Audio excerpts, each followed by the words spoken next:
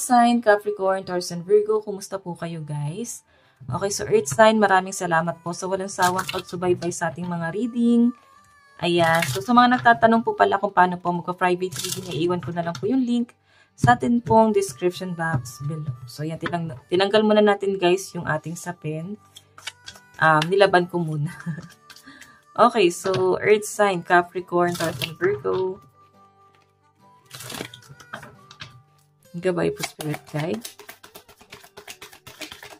Okay. So earth sign, meron tayong robbery.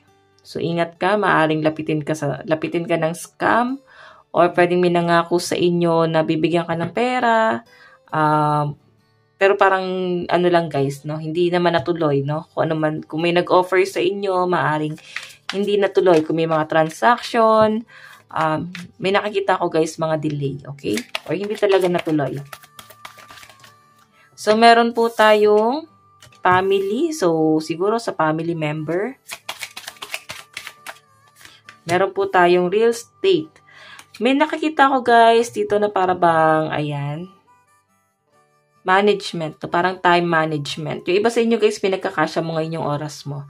Parang ang dami mong time, ang dami mong pahinga. And nakikita ko guys na para bang maiibsa na yan, no? Kumbaga, balik ka na naman guys. Balik na naman ang mga earth sign sa parang pagbabanat na naman ng mga buto. Balik ka na naman sa realidad na wala ka na naman ulit pahinga. Okay, pero ang nakakatuwa rito guys, nakapagpahinga ka. Okay, ayan no, family, maaring bonding mo kasama yung family mo. Real estate, nakikita ko na may aayusin ng mga earth sign patungkol sa bahay. Pwedeng bibili ka ng bahay, property. Ayan, may relocation, pwedeng may ganyan. Or pwedeng meron kang inaayos, ina-assemble ka. So, earth sign, ang lucky number mo is 59, 46, and 70. Tingnan pa natin. Earth sign.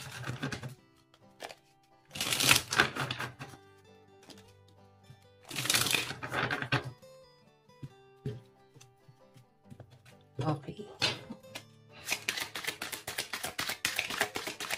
Earth sign.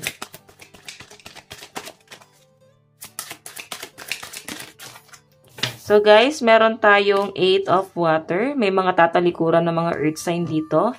Sabi ko sa inyo yun, no? Ang haba ng pahinga mo. Ngayon guys, back to reality ka na ulit. Okay, ayan, no? Diba sa inyo guys, parang balik ka na naman sa stress. Para bang nakapagpahinga ka lang ng ilang araw or ilang sandali. Okay? Tingnan pa natin earth sign. Oops. Okay. Meron tayong, ayan, 3 yung lumabas. So, hindi natin ito kukunin. 2 lang po. Spirit guide.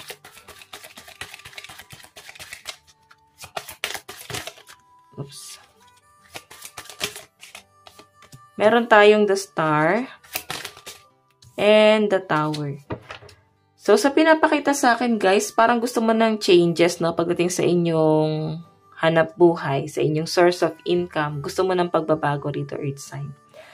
Yun nga lang guys, maaaring may transformation na nangyayari, lalo na pagdating sa trabaho, pwedeng nababago yung rules, yung management, pwedeng may mga hindi tamang nangyayari, may unfair na nangyayari. So, yun yung nakikita ko rito guys, no? Iba sa inyo guys, maaaring sa inyong hanap buhay ngayon, parang hindi nagiging maganda kasi nagbabalance yung pera mo. Kumbaga, wala siya sa stable. Okay, wala sa stable. Talagang parang napupurnada yung kita mo ngayon dahil nga may mga blockages, no? Kaya kailangan nyo dito earth sign mag-cleanse para ma-release mo yung mga negative energy sa paligid mo. Ayun yung pinapakita sa akin. Pero may sudden change guys eh. So, ayan, iiwasan mo na or aalisan mo na itong mahabang pahinga mo. Ayan, kung ikaw ay nagkaroon ng sakit, nag-sick leave ka or vacation leave. Ayan, kung ikaw ay nag-travel, sa nakikita ko guys, balik ta sa realidad. Ayan, so may kumatok lang guys, no? So, tignan pa natin guys. Ayan, kung ikaw ay mahaba-haba yung pahinga mo, ayan, balik ka na naman sa realidad. So, tignan natin earth sign pagdating sa inyong finances and career. Or parang babalik ka na naman sa lugar na parang nakakapagod. Parang balik ka na naman sa sitwasyon na napagod ka, pero parang balik ka na naman to sa problema. Okay? O pwedeng binalikan mo na naman yung problema mo. Pwedeng person mo to, no? Na nagdulot sa inyo ng malaking stress, earth sign. Ayan. So, hindi mo pinag-isipan. So, tingnan pa natin earth sign. Capricorn, Taurus, and Virgo. Partnership. So, nakikita ko guys na maaaring may gustong tumulong sa inyo, lalo na pagdating sa inyong hanap buhay, sa inyong pagkakakitaan. Meron po tayong Ten of Swords. So, ang sinasabi sa akin dito guys, maaaring iiwan ka rin ito. Huwag ka daw masyadong mag-expect or mag-assume or mag-pretend, something like that. Kasi pwedeng pangangakuan ka lang nito earth sign.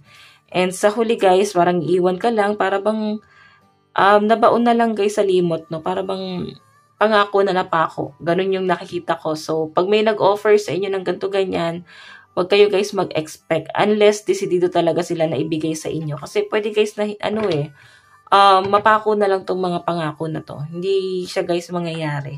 Okay, pwedeng iiwan ka na lang niya guys na nakastock. Ayan o, may paglayo. Kasarili lang nila guys yung iniisip nila. Okay? So, tingnan pa natin. Pagdating naman sa inyong love life.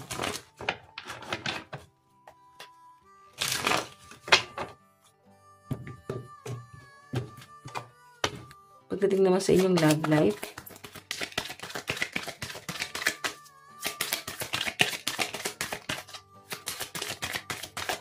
Okay. Meron tayong Six of Cups. Okay.